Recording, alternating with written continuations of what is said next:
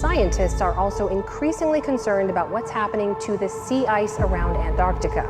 This colossal continent covered completely in ice. It is the size of the United States and Mexico combined. Well, folks, we've got aliens, alien communications, and glowing holes in Antarctica to pick from today to blow your mind. So, enjoy the adventure. Admiral Richard E. Byrd allegedly wrote about his encounter with a lost civilization during his expedition to both the North and South Poles. According to his secret entries, he met this alien race underground and witnessed a huge base with animals and plants previously thought to have been extinct. The animals he saw actually included mammoth-like creatures. Experts said that his plane was commandeered mid-air and landed for him by people in the center of the Earth who intercepted his plane with saucer-shaped aircrafts. Upon landing, he was met by emissaries of a civilization many assumed to be the mythical Agartha. These alleged Agarthans expressed their concern about humanity's use of atomic explosives during world events and employed Byrd as their ambassador to return to the US government and relay their sentiment. So everybody was ordered to remain silent on what they had witnessed during this assignment by the government. The admiral actually wrote in his diary on March 11th of 1947 saying that he had just attended a staff meeting at the Pentagon and he had fully stated his discovery and his message from the master. Everything was duly recorded and the president was advised, but then he was detained for several hours, or 6 hours 39 minutes to be exact, and was interviewed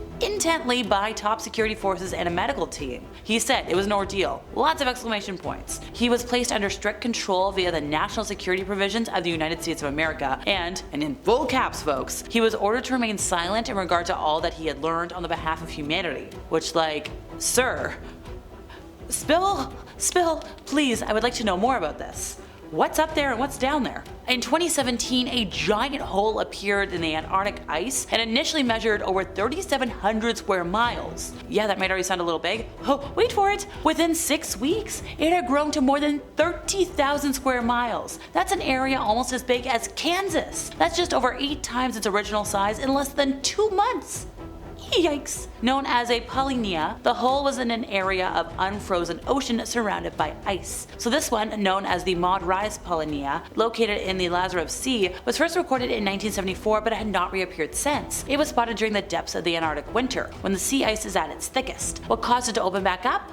A mystery. Experts used satellite observations and high-resolution data relating to the time and space of the polynya to work out the conditions that led to the hole, and they discovered that intense cyclones and strong winds had caused the ice to be carried away from the region. The cyclones they found? Comparable to category 11 on the Beaufort scale. Once again folks, the scariest end of this scale is a category 12, so an 11 is really bad. Surface winds drag the sea ice to the left, while the cyclonic winds carry them in the opposite direction, so this led to an opening in the ice field near the center of the cyclone. So this polynya grew and grew until it eventually merged with the open ocean, and then the ice began to retreat as a result of summer. So researchers say the link between cyclones and the holes kind of has implications for the future, as climate change models suggest that there will be more polar cyclones in the future. So a lot of this is really important because of the exchange of heat between the ocean and the atmosphere that results after the occurrence, especially during the winter months when the sea ice pack is expected to be consolidated. So having these windows affects the ocean circulation and the atmosphere.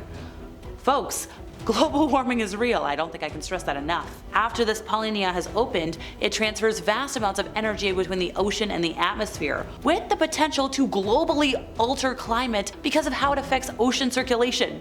I'm sorry, how is this not bigger news?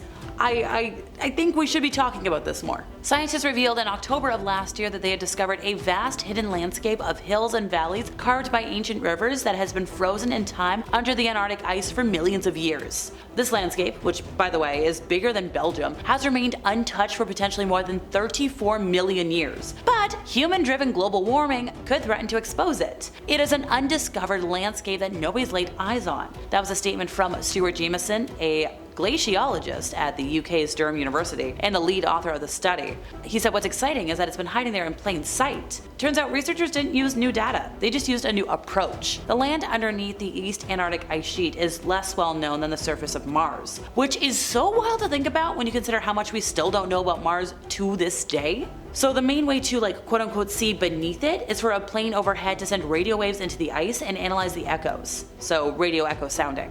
Experts are now on course to develop atmospheric conditions similar to those that prevailed between 14 to 34 million years ago, when it was 3 to 7 degrees Celsius warmer than currently. But doing this across the continent, and remember that Antarctica is bigger than Europe, would kind of pose a huge challenge. So researchers involved were using existing satellite images of the surface to trace out the valleys and ridges more than 2 kilometers below. It's just really cool when you work with like this radio echo sounding data and everything else, and you really get this image that emerges of a river-carved landscape of plunging valleys and sharply peaked hills, similar to some currently on the Earth's surface. Folks compared it to looking out the window of a super long flight and seeing a mountainous region below. So this is 32,000 square kilometers. It was probably once home to trees, forests, animals, but then the ice came along and it was frozen in time. Exactly when sunshine last touched this hidden world is difficult to determine. But researchers are adamant it's been at least 14 million years. Some of the researchers had previously found a city-sized lake under the Antarctic ice, and the team believes there's other ancient landscapes down there just waiting to be discovered. The fact that retreating ice over past warming events, such as, the 4 million years ago, didn't expose the landscape is kind of cause for hope for the future. But we're not sure what the tipping point would be for a runaway reaction of melting. The study was released a day after scientists warned us that the melting of the neighboring West Antarctic ice sheet is likely to substantially accelerate in the coming decades, even if the world meets its ambitions to limit global warming. Look guys, do y'all remember that last year a massive piece of Antarctica's Brunt ice shelf, like a chunk about the size of 2 New York cities, broke free? That was a big deal. Last year also the Larsen sea ice shelf, which was roughly the size of New York City and was long considered to be stable, also collapsed into the sea. Glacier experts have warned that some of the world's bigger glaciers could disappear within a generation if we don't do our job.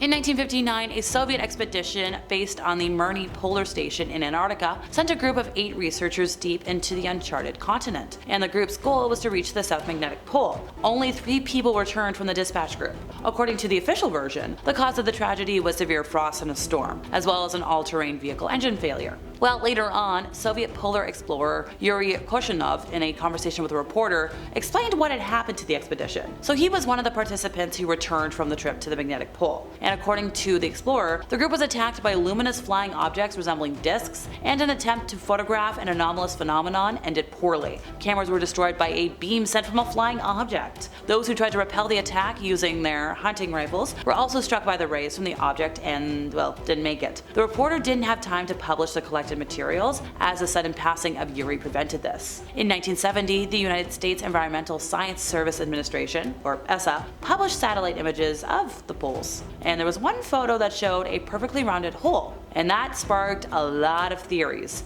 Folks think underground civilizations. Remember how I said Agartha earlier?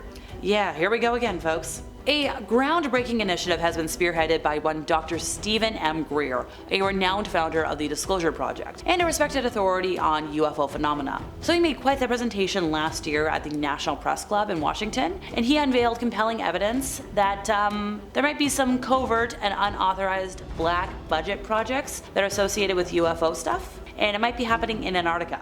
There was compelling testimony from Eric Heckner, who is a former contractor who spent a year at the South Pole, and he emphasized that the technology there, particularly something known as the ice cube neutrino detector, serves purpose beyond what is publicly disclosed. He presented documentation indicating that there's some stuff embedded that can transmit really far. We're talking, it possesses capabilities far beyond passive listening. It effectively functions as a multifaceted directed energy weapons platform. It could be used for communications with spacecrafts traveling through our solar system and beyond. And that's all folks, we'll chat next time. I've been Alexa, see ya!